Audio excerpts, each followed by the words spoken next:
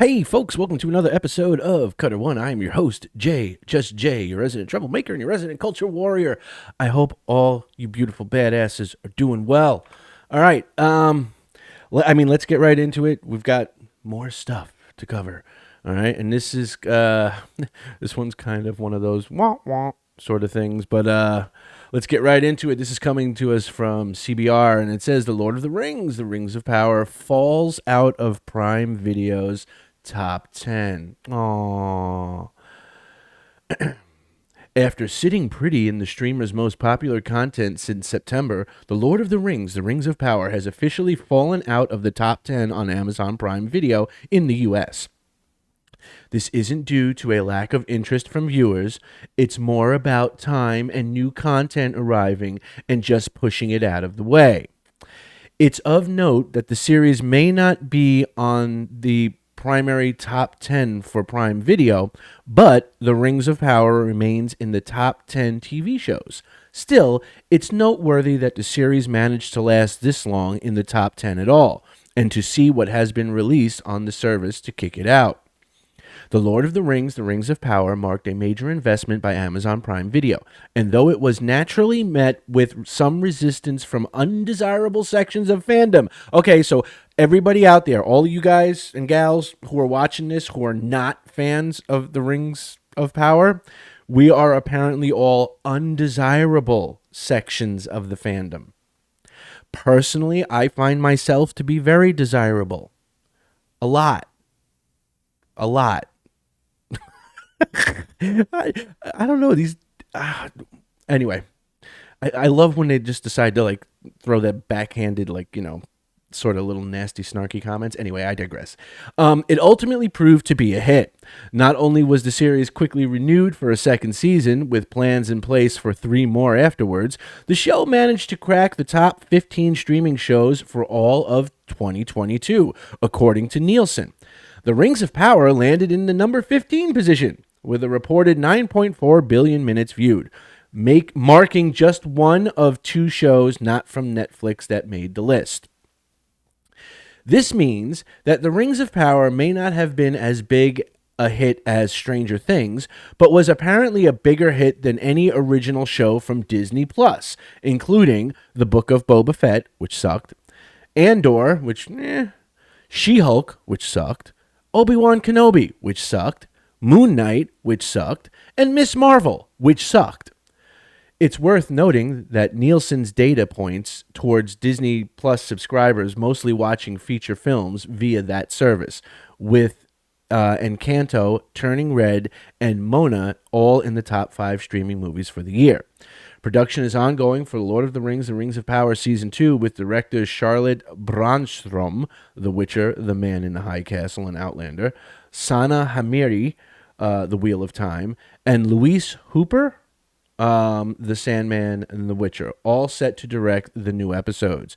You can see the current top 10 on Prime Video looks like below. And you have Three Pines, Season 1, The Peripheral, Season 1, Harlem, Season 1, The Legend of Vox Machina. I got to check that out. Vengeance, Reacher, Season 1, Jurassic World Dominion, The Rig, Season 1, Mrs. J, just J, just got done watching that. Hunters, Season 2, and Tom Clancy's Jack Ryan, Season 3. All right, so there you go. So, apparently 4 months after the season finale, Rings of Power is no longer on the top 10 list for Amazon Prime. Now, again, I love the cope and seethe that you have going on there, because you can't go through an article without some snarky comment directed towards those who aren't fans of this show, right? I mean, at this point, we're all kind of used to it. So I just say fuck them. I'm not even going to sugarcoat it. Fuck them. Whatever. Like I said, I find myself desirable. If I was stuck alone in a room with me, I'd be okay with that. But that's just me. Anyway, Yeah, and and I like how they're saying that, like, oh well, it was still within the top 15 shows of 2022 for Nielsen, and it was number 15. It's not like it's within the top 15 and it's like number 4 or number 9. It's like, no, it was like it. You literally couldn't do the top 10 for 2022 because it wouldn't have made that list. That's why they went with top 15, because it was number 15, because that's the only way it would have made the list. Trust me, if it was the 18th most watched show of 2022, they would have went with it. It made the top 20.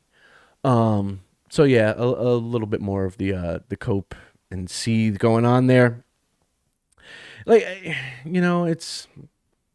And I like how they say it wasn't as big as Stranger Things, but it was bigger than all the crappy Disney Plus stuff, which is kind of like, I. It's like saying, well, I'm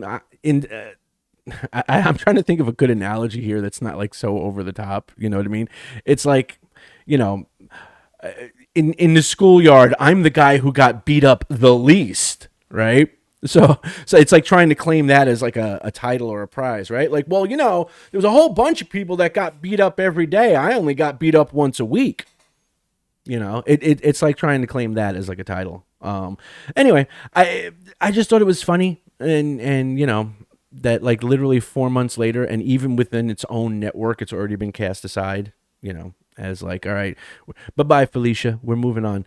But it is what it is. Let me know what you guys think down in the comment section below. Do you get as annoyed? And I don't get it insulted, but I get annoyed when I see those snarky little comments directed at fans who criticize the show, right? Because it's like, apparently you are an undesirable section of the fandom if you want the best possible adaptation of the IP that you are a fan of, right?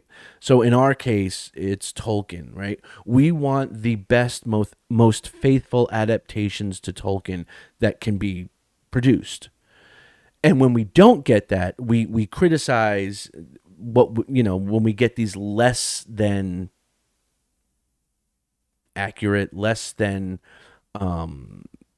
complementary adaptations, right? When we get these adaptations that they sort of, we're going to make it for modern audiences and chuck everything that Tolkien did and poured his life into, and his life's work and the lore and the history and stuff. We're going to chuck all that out the window because we need to check off these boxes, for our DEI quotas, and and we'll just come up with some random shit because we can, and then we, the fans, sit there and go, well, this isn't the best that you could have given us. This is, this is a kind of crappy show. Like, we were expecting, grade A level top tier stuff, right? That's what you promised us. But instead you gave us like the bargain bin stuff, right? And yet somehow we get called undesirable sections of fandom, or whatever, toxic fandom, whatever the phrase of the week is for people that don't just buy and consume your shit, right?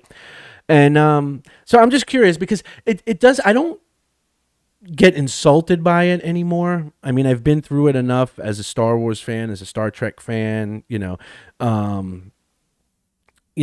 this point, I'm just like, it's lost its any meaning that it has. But I'm just curious is if you guys sort of, it just, I don't know, it just irritates me. Not in like I'm taking it personal, like, oh, you called me a bad name, but it irritates me because it's like, yo, you're just being a dick because you couldn't get through your article without taking a pot shot at the fans, right?